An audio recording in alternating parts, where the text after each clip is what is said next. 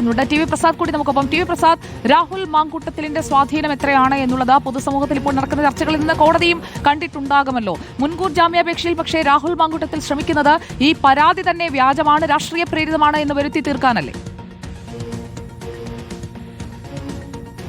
ഉറപ്പായും അങ്ങനെ തന്നെയാണ് സുജിയ. പക്ഷേ പ്രോസിക്യൂഷൻ ശക്തമായ വാദങ്ങളുമായാണ് രാഹുലിന്റെ നീക്കങ്ങളെയെല്ലാം പൊളിക്കുന്നത് എന്നതാണ്. എങ്ങനെയാണ് ഈ പെൺകുട്ടിയുമായി അടുപ്പത്തിലേക്ക് എത്തിയത്, എങ്ങനെയാണ് പെൺകുട്ടിയുമായി ഇടപെട്ട് തുടങ്ങിയത്, പിന്നെ എന്തൊക്കെയാണ് സംഭവിച്ചത് എന്ന ഓരോ കാര്യങ്ങളും പ്രോസിക്യൂഷൻ കോടതിയെ ധരിപ്പിച്ചിട്ടുണ്ട്. ഒപ്പോൾ പുറത്തു വന്ന ഓഡിയോ സംഭാഷണങ്ങളും പുറത്തു വരാത്ത ഓഡിയോ സംഭാഷണങ്ങളും അടക്കമുള്ള വിശദാംശങ്ങൾ, ഡിജിറ്റൽ തെളിവുകൾ ഉൾപ്പെടെ കോടതിയെ ധരിപ്പിക്കാൻ വേണ്ടി പ്രോസിക്യൂഷൻ ശ്രമം നടത്തുന്നുണ്ട്. അതിൻ്റെ ഭാഗമായി കൂടിയുള്ള ആ ഒരു സമയമാണ് ഇപ്പോൾ എടുക്കുന്നത് എന്നതാണ് മനസ്സിലാക്കുന്നത് സുജിയ. മാത്രവുമല്ല, ഒരു കാരണവശാലും രാഹുൽ മാങ്കൂട്ടത്തിന് ജാമ്യം കൊടുക്കരുത് എന്ന് പറയാനുള്ള കാരണവുമായി പറയുന്നത് തെളിവ് നശിപ്പിക്കാനുള്ള സാധ്യതയാണ്. കാരണം പാലക്കാട്ട് താമസിച്ച സ്ഥലത്ത് നിന്ന് അവിടെ നിന്ന് മാറുമ്പോൾ പോലും ആ തെളിവ് പോലും, ആ CCTV പോലും മായ്ച്ചു കളഞ്ഞു തുടങ്ങിയ പ്രധാനപ്പെട്ട കാര്യങ്ങളാണ് കോടതിയുടെ ശ്രദ്ധയിലേക്ക് പ്രോസിക്യൂഷൻ കൊണ്ടുവരുന്നത്. അതുകൊണ്ട് തന്നെ ഇപ്പോൾ ഒളിവിൽ കിടക്കുന്ന സമയത്ത് പോലും രാഹുൽ മാങ്കൂട്ടത്തിന് വലിയ പിന്തുണ കിട്ടുന്നു പലയിടങ്ങളിൽ നിന്നും എന്നുള്ളതാണ് പ്രധാനമായും പ്രോസിക്യൂഷൻ ചൂണ്ടിക്കാണിക്കുന്നത്. അതുകൊണ്ട് അടിയന്തരമായി രാഹുൽ മാങ്കൂട്ടത്തിനെ കസ്റ്റഡിയിലെടുക്കേണ്ടതുണ്ട്, മുൻകൂർ ജാമ്യം അനുവദിക്കരുത് എന്ന് പ്രോസിക്യൂഷൻ പറയുന്നുണ്ട്. നേരത്തെ കൃത്യമായി ഇത് സംബന്ധിച്ചുള്ള പ്രോസിക്യൂഷൻ പറയുന്നുണ്ടായിരുന്നു എങ്ങനെയാണ് ഈ പെൺകുട്ടിയിലേക്ക് എത്തിയത് എന്നുള്ളത്. അതായത് ഒരു പ്രശ്ന പരിഹാരത്തിൻ്റെ ഭാഗമായിട്ടാണ് പെൺകുട്ടിയുമായി അടുപ്പം സ്ഥാപിച്ചത് എന്നാണ് പ്രോസിക്യൂഷൻ നേരത്തെ കോടതിയിൽ അറിയിച്ചത്. അതോടൊപ്പം തന്നെ അതിജീവിതയുടെ പാലക്കാട്ടുള്ള ഒരു പ്രശ്നത്തിൻ്റെ ഭാഗമായിട്ടാണ് വന്നത്. ഇത് പരിഹരിക്കാൻ രാഹുൽ മുൻകൈയെടുത്തു, പലതവണ ലൈംഗികമായി ഉപദ്രവിച്ചു എന്നാണ് പ്രോസിക്യൂഷൻ കോടതിയെ അറിയിച്ചിരിക്കുന്നത്. അതുകൊണ്ട് തന്നെ ഇത് ഏറ്റവും പ്രധാനപ്പെട്ട കുറ്റകൃത്യമായി പരിഗണിക്കണം. മുൻകൂർ ജാമ്യം ഒരു കാരണവശാലും അനുവദിക്കാൻ പാടില്ല. സുഹൃത്തുക്കളുടെയും ബന്ധുക്കളുടെയും മൊഴികൾ ആ പെൺകുട്ടിയെ ഉപദ്രവിച്ചു എന്നതിൻ്റെ തെളിവാണ്. കഠിനമായ ദേഹോപദ്രവം ഏൽപ്പിച്ചിട്ടുണ്ട്.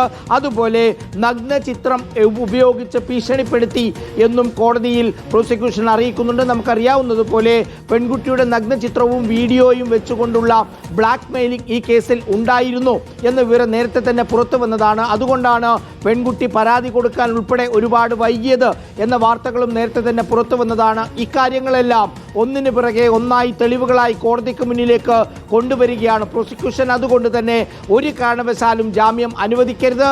അങ്ങനെ ജാമ്യം അനുവദിച്ചു കഴിഞ്ഞാൽ ഇനിയുള്ള തെളിവുകൾ ഒന്നൊന്നായി നശിപ്പിക്കുമെന്ന് മാത്രമല്ല, ഒന്നിൽ കൂടുതൽ പരാതി വന്ന ഒരു സാഹചര്യമുണ്ട്. ഒന്നിൽ കൂടുതൽ പരാതി വന്ന ആ സാഹചര്യം എന്ന് പറയുന്നത് രണ്ടാമത്തെയാൾ പറഞ്ഞത് സുജിയ തനിക്ക് പേടിയാണ് നേരിട്ട് വരാൻ എന്നുള്ളതാണ്. പരാതി കൊടുക്കാൻ പേടിയാണ് എന്നാണ് പറഞ്ഞത്. അങ്ങനെ പേടി വരാനുള്ള കാരണം രാഹുൽ ഈശ്വറിനെ പോലെ രാഹുൽ മാങ്കൂട്ടത്തിനെ പിന്തുണയ്ക്കുന്നവർ അവരുടെ പേരും സമൂഹത്തിലേക്ക് വലിച്ചിഴക്കുന്ന നിലയിലേക്ക് കൊണ്ടുവരുമോ എന്നുള്ളത് കൊണ്ടാണ് അങ്ങനെ ഒരു നീക്കം ഉൾപ്പെടെ ഉണ്ടായത് എന്നതാണ്. ഒരുപക്ഷെ അങ്ങനെ ഒരു പേടി ഈ പറയുന്ന ഇരകൾക്കെല്ലാം ഉണ്ട്. അതുകൊണ്ട് മുന്നോട്ട് വരാനുള്ള ഒരു പേടിയുണ്ട് എന്നാണ് ഇതിൽ നിന്ന് വ്യക്തമാകുന്നത്. ഇക്കാര്യം കൂടി പ്രോസിക്യൂഷൻ ഇനിയിപ്പോൾ കോടതിയുടെ ശ്രദ്ധയിൽപ്പെടുത്തുമോ എന്ന കാര്യമാണ് അറിയാനുള്ളത്. ഏതാണ്ട് 1.5 മണിക്കൂർ സമയം പിന്നിടുന്നു. ഇപ്പോഴും വാദം തുടരുകയാണ്. ഇനിയിപ്പോൾ ഇന്ന് ജാമ്യാപേക്ഷയിൽ ആ വിധി ഉണ്ടാകുമോ എന്നതാണ് ഏവരും ഉറ്റുനോക്കുന്നത്. അതല്ല അടുത്ത ദിവസത്തേക്ക് മാറ്റിവെക്കുമോ എന്നുള്ളതും പ്രധാനമാണ്. എന്തായാലും പ്രോസിക്യൂഷൻ ശക്തമായ വാദം ഉന്നയിക്കുമ്പോൾ അതിനെ ചെറുക്കാൻ ഇത് ഉഭയകക്ഷി പ്രകാരമുള്ള ബന്ധമായിരുന്നു എന്ന് തെളിയിക്കാനുള്ള ശ്രമമാണ് രാഹുൽ മാങ്കൂട്ടത്തിലും അദ്ദേഹത്തിന്റെ പാർട്ടിയിൽ നിന്ന് പുറത്താക്കുന്ന ഒരു പ്രഖ്യാപനമാണ് വരിക എന്ന് നമ്മൾ പ്രതീക്ഷിച്ചു. പക്ഷേ പാർട്ടിയിൽ നിന്ന് പുറത്താക്കണമെന്ന് വനിതാ നേതാക്കളടക്കം ആവശ്യപ്പെടുന്നത് നമ്മൾ കണ്ടു. അതിജീവിതമാർ 2 പേർ കോൺഗ്രസ് നേതൃത്വത്തിന്, ദേശീയ നേതൃത്വത്തിന് തന്നെ പരാതി അറിയിച്ചു, തങ്ങൾക്ക് നേരിട്ട ദുരനുഭവം വിവരിച്ചു. ഇപ്പോഴും രാഹുൽ മാങ്കൂട്ടത്തിൽ സസ്പെൻഡ് ചെയ്യപ്പെട്ട കോൺഗ്രസ് MLA ആയി തുടരുകയാണ്.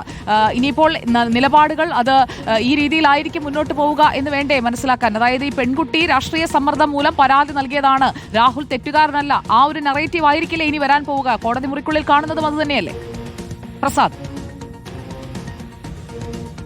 അങ്ങനെ തന്നെയാണ് സുജയ നമ്മൾ കരുതേണ്ടത്. അതായത് പെട്ടെന്നൊരു നടപടിയിലേക്ക് പോകാനുള്ള ഒരുക്കങ്ങൾ കോൺഗ്രസിൽ ഇല്ല എന്നുള്ളത് തന്നെയാണ്. പക്ഷേ ഇന്ന് അത് ഉണ്ടായില്ലെങ്കിൽ പിന്നെ എപ്പോഴാണ് എന്ന ചോദ്യമാണ് മറുവിഭാഗം നേതാക്കൾ ഉയർത്തുന്നത്. എന്താണ് ഇതിൽ സാങ്കേതിക തർക്കം എന്നുള്ളതാണ്.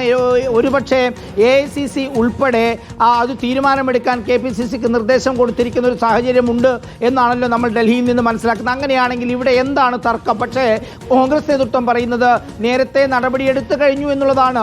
നടപടി എന്നുള്ളത് കൊണ്ട് പാർട്ടിയുടെ പ്രാഥമിക അംഗത്വത്തിൽ നിന്ന് പുറത്താക്കാതെ എങ്ങനെയാണ് കോൺഗ്രസിന് ഇതിൽ കൈ കഴുകാൻ കഴിയുക എന്നതാണ്. ആദ്യം വാർത്ത വന്നപ്പോൾ തന്നെ നടപടിയെടുത്തു എന്നാണ് പറയുന്നത്. പക്ഷേ നിലവിലും പ്രാഥമിക അംഗത്വത്തിൽ നിന്ന് സസ്പെൻഷൻ മാത്രമാണുള്ളത്. പാർട്ടി ഇതുവരെയും MLA എന്ന നിലയിൽ തള്ളിപ്പറയാൻ തയ്യാറായിട്ടില്ല. സാങ്കേതികമായി പാർലമെന്ററി പാർട്ടിയിൽ നിന്ന് പുറത്താക്കി എന്നല്ലാതെ ഇപ്പോഴും കോൺഗ്രസ് പ്രവർത്തകനെ പോലെ, കോൺഗ്രസ് നേതാവിനെ പോലെ രാഹുൽ മാങ്കൂട്ടത്തിൽ പാലക്കാട് മണ്ഡലത്തിൽ സജീവമായി നിൽക്കുന്നതിനിടയിൽ